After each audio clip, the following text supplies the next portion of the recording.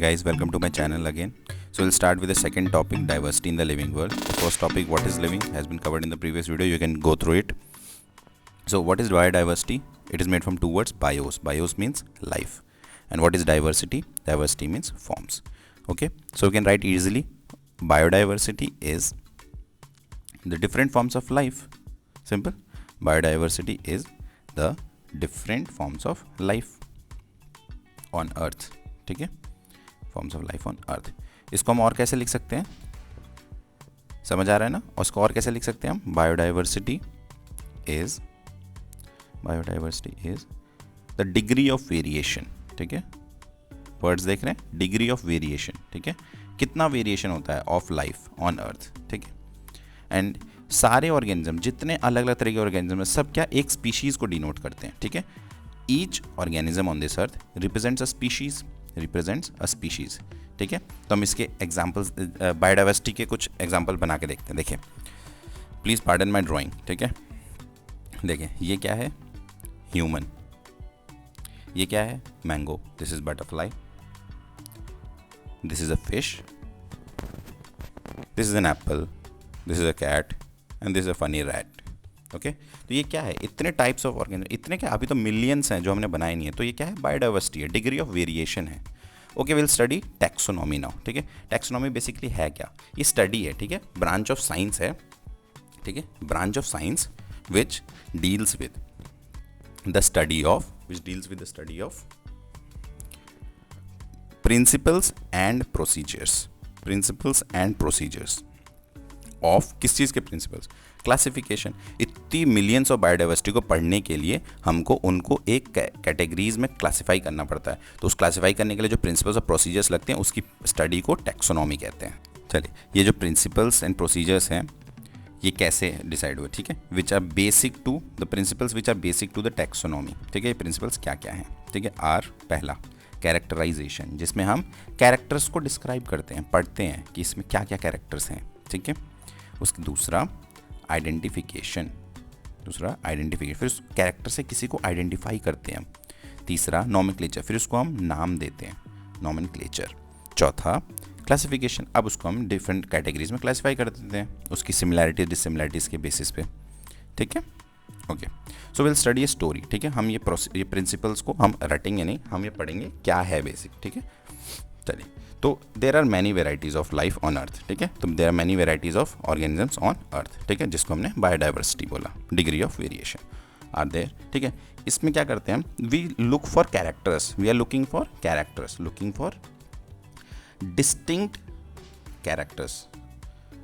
Okay, wait, we write distinct contrasting characters. ठीक है, इसका मतलब जो उसको पहचानने में हमको हेल्प करे. ठीक है, इतना खास कैरेक्टर होना चाहिए. ठीक है, तो डिस्टिंक्ट कॉन्ट्रास्टिंग कैरेक्टर्स ढूंढेंगे. ठीक है, दो पैर, दो हाथ, दो कान, दो आँख, एक नाक, एक मुंह. ये इससे क्या है, एक ऑर्गेनिज्म है. ठीक है, आप समझ रहे हैं ना, किस ऑर्गेनिज्म है, एक ऑर्गेनिज्म. ठीक है, अब हमने ये फीचर्स को एसोसिएट कर दिया एक ऑर्गेनिज्म से. ठीक है, ह्यूमन बीइंग से. ठीक है, associating each organism with some specific characters. हमने ये कैरेक्टर्स क्या किया, एक ऑर्गेनिज्म को दे दिया. अब उस ऑर्गेनिज्म को हमने नाम देना है. ठीक है, उसको पहचानना है, उसको हम आइडेंटिफाई. जैसे ही मैंने ये बोला, दो पैर, दो हाथ, दो कान, दो आँख. ठीक है, आपने पहचान लिया कि हाँ, तो तुम आपने आइडेंटिफाई कर लिया. कैसे आइडेंटिफाई किया, by just some specific characters. ठीक है, तो identifying the organism by some just their characters. ठीक है, तो ये क्या होगा, आइडेंटिफिकेशन. पहले क्या, हमने कैरेक्टर्स को डिस्क्राइब किया, कैरेक्टराइजेशन. फिर हमने उसको आइडेंटिफाई किया, उस कैरेक्टर से हमने पहचान लिया, अच्छा हाँ, उसकी बात हो रही है. ठीक है, तो इट इज़ आइडेंटिफिकेशन. ठीक है, अब हम लोग क्या करते हैं, उसको अपनी अपनी भाषा में कुछ बोलने लगते हैं. ठीक है, तो naming them in local languages. ठीक है, लेकिन ये ऑल ओवर वर्ल्ड तो चलेगा नहीं ये नाम. ठीक है, तो हर जगह अब वर्ल्ड में कहीं भी जाके आप अपना लोकल नाम तो बोल नहीं सकते उसका, उस ऑर्गेनिज्म का. ठीक है, तो इसके लिए हमने क्या किया, नेमिंग को स्टैंडर्डाइज कर दिया. तो उस प्रोसीजर को क्या बोला, नोमेनक्लेचर. ठीक है, तो नोमेनक्लेचर क्या होता है, बेसिकली स्टैंडर्डाइजिंग द नेम्स. ठीक है, standardise the names, the naming. ठीक है, ऑफ लिविंग ऑर्गेनिजम्स. ठीक है, such that a particular organism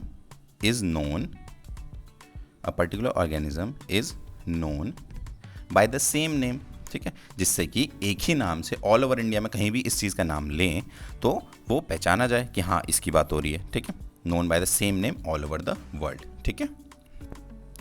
okay, तो अब इसको क्या करते हैं हम, अब जो जो एक जैसे हैं उनको एक ग्रुप में डाल दिया, जो जो अलग अलग उनको अलग अलग ग्रुप में डाल दिया, तो उनके बायोलॉजिकल कुछ कैरेक्टर्स के बेसिस पे साइंटिफिक अरेंजमेंट करते हैं, ठीक है, scientific arrangement of each and every organism, ठीक है, उनको क्लासिफाई कर दिया जिससे कि इतनी मिलियंस ऑफ बायोडाइवर्सिटी को पढ़ना इजी हो जाए, ठीक है। जिन जिनको हमने आइडेंटिफाई और डिस्क्राइब कर लिया है अभी तक, जिन जिन ऑर्गेनिजम्स को मिलियंस में है जो, उनको जिनको आइडेंटिफाई डिस्क्राइब कर लिया, उनको हमने क्या किया, एक सीरीज़ में एक हायरार्किकल सीरीज़ ऑफ ग्रुप्स या सब ग्रुप्स में उसको डिवाइड करके डाल दिया है, जिससे कि हमको पढ़ना आसान होता है। हम उस ग्रुप का नाम लेते हैं तो हमको समझ आता है हाँ कुछ इस तरीके के ऑर्गेनिजम्स होंगे, उनके पास कुछ इस तरीके का कैरेक्टर होगा। तो एक क्लासिफिकेशन किस बेसिस पे करते हैं, कुछ ईजिली ऑब्जर्वेबल कैरेक्टर्स पे, ठीक है, सिमिलैरिटीज़ या डिसमिलर, कुछ ऑब्जर्वेबल सिमिलैरिटी डिसमिलैरिटी होंगे तो समझेंगे हाँ ग्रुप ए में अच्छा ऐसे ऐसे ऑर्गेनिजम्स होते हैं, अच्छा अगर उससे अलग ऐसे होंगे तो ये ग्रुप बी में होंगे, ए में नहीं होंगे, ठीक है। तो ये क्लासिफिकेशन हो गया इजीली ऑब्जर्वेबल कैरेक्टर्स, और इन ग्रुप्स को क्या बोलते हैं, टैक्सा, ठीक है, ग्रुप्स का नाम है टैक्सा। चलिए हम डिटेल में पढ़ेंगे कुछ चीज़ों को, जैसे कि नोमेनक्लेचर, ठीक है, क्या है नोमेनक्लेचर। नोमेनक्लेचर में हम क्या देते हैं, एक नाम देते हैं, उस नाम को क्या बोलते हैं, उस नाम को क्या बोलेंगे, साइंटिफिक नेम, ठीक है। तो ये बहुत इंपॉर्टेंट है यहाँ पे कि सारे प्रोसीजर्स करें, ठीक है, कैरेक्टराइजेशन, फिर आइडेंटिफिकेशन, ठीक है, नोमेनक्लेचर, देन क्लासिफिकेशन, ठीक है, क्लासिफाई कर दिया तो अब हमको हर सिमिलर चीज़ों को एक ग्रुप में डालने के बाद पढ़ना बहुत इजी हो जाता है, इसलिए हम ये सारे प्रोसीजर्स करते हैं और इसकी स्टडी को टैक्सोनॉमी बोलते हैं, ठीक है। चलिए, तो नोमेनक्लेचर में हम इसको क्या देंगे, साइंटिफिक नेम, ठीक है। व्हाट इज साइंटिफिक नेम, ठीक है, साइंटिफिक नेम वो नाम हो गया उस ऑर्गेनिज्म का जो एक्सेप्टेबल होगा सारे बायोलॉजिस्ट को, ठीक है, वो क्या होगा, acceptable to all biologist, simple है, ये तो लॉजिकल है, ठीक है, पूरे वर्ल्ड में सारे बायोलॉजिस्ट को उस ऑर्गेनिज्म के लिए एक ही साइंटिफिक नेम पता होगा, ठीक है, तो all biologist all over the world, ठीक है। इससे क्या इंश्योर होगा, दो चीज़ें इंश्योर होंगी, क्या, पहला कि एक ऑर्गेनिज्म का सिर्फ एक नाम है पूरे वर्ल्ड में, ठीक है, लोकल लैंग्वेजेस तो अपना अपना लोग बोलते हैं, ठीक है, साइंस के लोग यानी बायोलॉजिस्ट क्या पढ़ेंगे, एक ऑर्गेनिज्म का एक ही नाम है, और वो एक नाम, दूसरी पॉइंट क्या है, वो एक नाम किसी और ऑर्गेनिज्म का नहीं है, ठीक है, not for any other organism, ठीक है। चल, it is very simple. Okay, अब ये जो नाम देते हैं इसके कुछ प्रोसीजर होते हैं कि किस बेसिस पे हम ये नाम दे रहे हैं किसी को, ठीक है, तो it is based on some principles and criteria, ठीक है। तो ये क्राइटेरिया और प्रिंसिपल्स कहाँ दिए गए हैं, ठीक है, अगर प्लांट्स की बात करें तो these are given in ICBN, ठीक है, ICBN, ठीक है, क्या है, international code for biological nomenclature, international code for botanical nomenclature, plants की बात हो रही है तो बोटेनिकल, ठीक है, बोटेनिकल नोमेनक्लेचर, इसमें क्या है, प्रिंसिपल्स और क्राइटेरिया दिए हैं कि प्लांट्स को कैसे नेम करना है, ठीक है, तो उसके बेसिस पे हम नाम रख देंगे उसका, ठीक है। चलिए, तो और एनिमल्स के लिए एक चीज़ कहाँ पे दी है इनके प्रिंसिपल्स क्राइटेरिया कि उनको नेम कैसे देना है, वो ICZN, international code of zoological nomenclature, code of zoological nomenclature, ठीक है। ओके, तो हम एक टाइप का नोमेनक्लेचर अब पढ़ेंगे, ठीक है, ये समझ आ गया हमको कि प्रिंसिपल्स और क्राइटेरिया कहाँ कहाँ दिए हैं उसके बेसिस पे नाम देते हैं, ठीक है। चलिए, तो एक टाइप का नाम होता है, क्या बोलते हैं उसको, बायोलॉजिकल नोमेनक्लेचर, ये बहुत कॉमनली यूज है, ठीक है, बाइनोमियल नोमेनक्लेचर, नाम से ही समझ आ रहा, बाई मतलब दो, ठीक है, तो बाइनोमियल नोमेनक्लेचर किसने दिया था ये, कैरोलस लिनेयस ने, ठीक है, किसने दिया था, कैरोलस लिनेयस ने, ठीक। ओके, तो इसमें क्या होता है, देखिए दो कंपोनेंट होते हैं, क्या होता है, दो कंपोनेंट, बाई से मतलब बाई का मतलब दो, तो दो कंपोनेंट होते हैं, ठीक है, राइट, टू कंपोनेंट्स, ठीक है।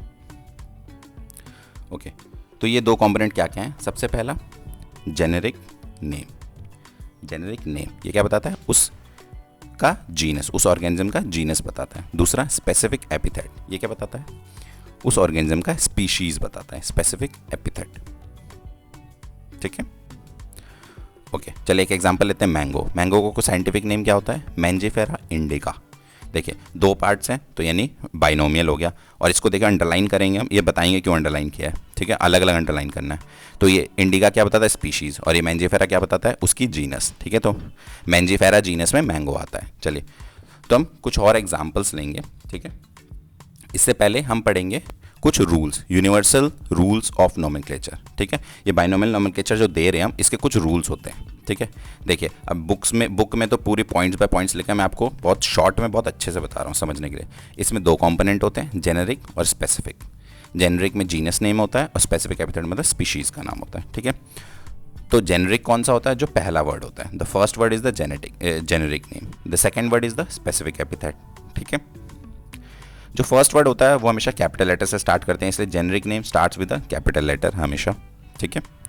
जो स्पेसिफिक नेम होता है वो सेकेंड वर्ड है, तो वो हमेशा स्मॉल लेटर से स्टार्ट होगा, ठीक है। देखिए starts with a small letter, ठीक है, विद अ स्मॉल लेटर, ठीक।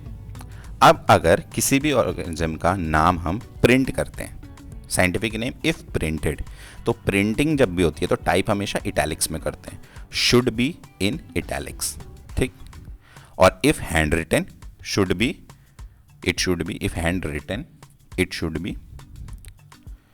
बी अंडरलाइंड सेपरेटली, जैसे मैंने अभी किया था, ठीक है। मैंने बताया था ना, अभी बताएंगे क्यों, ये क्योंकि ये रूल है, अंडरलाइंड सेपरेटली।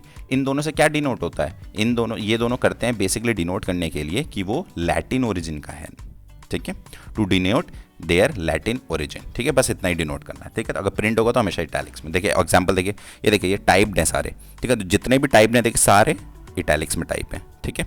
तो देखिए ये क्या है, जीनस नेम, ये क्या है, स्पीशीज़ नेम, ठीक है। ये देखिए यहाँ पे लिखा है प्रिंटेड, ये तो प्रिंटेड में लिखे हैं सबके साइंटिफिक नेम, ये पहला मैंगो, दूसरा human beings, potato, Apple, brinjal, ठीक है। अब इधर हम क्या हैंड रिटन लिख के दिखाएंगे कैसे लिखते हैं, ठीक है। तो इधर लिखेंगे जीनस नेम और इधर लिखेंगे स्पेसिफिक एपिथेट, ठीक है। तो मैंजीफेरा इंडिका, तो हाथ से तो हम इटैलिक नहीं लिख सकते ना, इटैलिक वो टाइपिंग में होता है सिर्फ, ठीक है। तो नॉर्मल लिखेंगे मैंजीफेरा इंडिका, अब इसको सेपरेटली अंडरलाइन करना है बस, ठीक है। इससे क्या लैटिन ओरिजिन पता चलता है। तो ये रूल है, तो रूल समझ आ गए सारे, बहुत ईजी हैं, ठीक है। तो बुक में पॉइंट वाइज दिए हैं, ठीक है, तो वो पॉइंट्स को पढ़ते रहेंगे, उससे मैंने अच्छा शॉर्ट में बहुत क्रिस्प वे में आपको बता दिया है, ठीक है। 2 वर्ड्स हैं, पहला जेनेरिक, दूसरा स्पीशीज़। जेनेरिक पहला वर्ड है तो कैपिटल से स्टार्ट होगा, दूसरा वर्ड है तो कैपिटल से स्टार्ट नहीं होगा, ठीक है। और इटैलिक्स में प्रिंट होगा, और अगर हाथ से लिखना है तो अंडरलाइन करेंगे सेपरेटली। देखिए सबको मैंने प्रिंट हैंड रिटन फॉर्म में लिख के दिखा दिया, सबको अंडरलाइन सेपरेटली अंडरलाइन कर दिया, ठीक है। Okay, so will go for the, अब क्या पढ़ेंगे हम, एक और चीज़ इसमें रह गई, क्या, इसमें नेम ऑफ ऑथर, ठीक है, ये भी एक रूल है, नेम ऑफ ऑथर डिस्कवर्ड, ठीक है, is written, name of author और discoverer is written after the specific epithet, after the specific epithet. जैसे कि एग्जाम्पल मैंजीफेरा लिखते हैं, mangifera indica, mangifera indica Linn, देखिए, और एब्रीवेटेड फॉर्म में लिखना है, हमेशा याद रखना, इन दोनों को सेपरेटली अंडरलाइन करेंगे। और लिन, देखिए लिन का मतलब लिनेस इसका डिस्कवरर था, तो इसको हमने लिखा मैंजीफेरा इंडिका, ये जीनस हो गया, ये स्पीशीज़ हो गई, और ये ऑथर हो गया या डिस्कवरर हो गया, ठीक है, वेरी सिंपल। तो हमको समझ आ गया बाइनोमियल नोमेनक्लेचर के रूल समझ आ गए, और कैसे उसके पार्ट्स क्या क्या होते हैं वो समझ आ गया हमको, ठीक है। ये कॉम्पिटिटिव एग्जाम्स के लिए बहुत इंपॉर्टेंट नहीं है, लेकिन कॉम्पिटिटिव एग्जाम्स में कभी कभार पूछा जा सकता है, बहुत छोटा सा क्रिस्प पढ़ेंगे इसका बस, ठीक है। ये किसने दिया था, लमार्क ने, क्या है, ट्राइनोमियल नोमेनक्लेचर, नाम से क्लियर है, लमार्क ने दिया था, नाम से क्लियर है, 3 कॉम्पोनेंट्स होंगे। चलिए तो 3 कॉम्पोनेंट्स क्या क्या होंगे, सबसे पहला जो 2 थे ऑलरेडी वो तो रहेंगे, जीनस, स्पीशीज़, तीसरा सब स्पीशीज़ आ जाएगा, इसमें ऐड हो जाएगा, ये एनिमल्स में यूज़ करते हैं सब स्पीशीज़, और अगर प्लांट्स की बात करें तो उसमें वेराइटी बोला जाता है, ठीक है, उसमें क्या होता है, वेराइटी होती है, ठीक। तो 3 कंपोनेंट्स हो गए, ट्राइनोमियल नोमेनक्लेचर लमार्क ने दिया था, ठीक है, सिर्फ कॉम्पिटिटिव पॉइंट ऑफ व्यू के लिए बता रहा हूँ ये। चलिए कुछ एग्जांपल्स देखते हैं, देखिए कॉर्वस, स्प्लेंडेंस, ठीक है, इंडियन क्रो को कहते हैं। देखिए 3 पार्ट्स हैं, पहला क्या है, कॉर्वस जीनस, दूसरा स्पीशीज, ये स्पीशीज स्प्लेंडेंस, और इसका सब एनिमल है तो सब स्पीशीज भी स्प्लेंडेंस, ठीक है, 3 पार्ट्स हैं, देखिए ना, ट्राइनोमियल नोमेनक्लेचर। एक और एग्जांपल लेते हैं, ठीक है। गोरिल्ला जीनस है, फिर दूसरा गोरिल्ला भी स्पीशीज़, एक और सब स्पीशीज़, ठीक है। एनिमल है तो सब स्पीशीज़, तो इसका गोरिल्ला गोरिल्ला गोरिल्ला ट्राइनोमियल मुझे सो इजी ना, ठीक है। Okay, this is genus brassica oleracea, oleracea is species, ठीक है। And the third one variety already लिखा हुआ तो कैपिटेटा वेराइटी हो गई। प्लांट है तो वेराइटी यूज़ करेंगे यहाँ पे वर्ड, ठीक है। यहाँ पे देख अकेशिया निलोटिका और ये वेराइटी क्या इंडिका, तो ये इंडियन बबूल को कहते हैं, ठीक है। बहुत ईजी है ट्राइनोमियल नोमेनक्लेचर, तो ये बस कॉम्पिटेटिव एग्जाम में कभी कभार पूछा जा सकता है इन शॉर्ट, ठीक है। तो आपको ये पता होना चाहिए और ये कुछ बेसिक नाम है जो आपको पता होने चाहिए।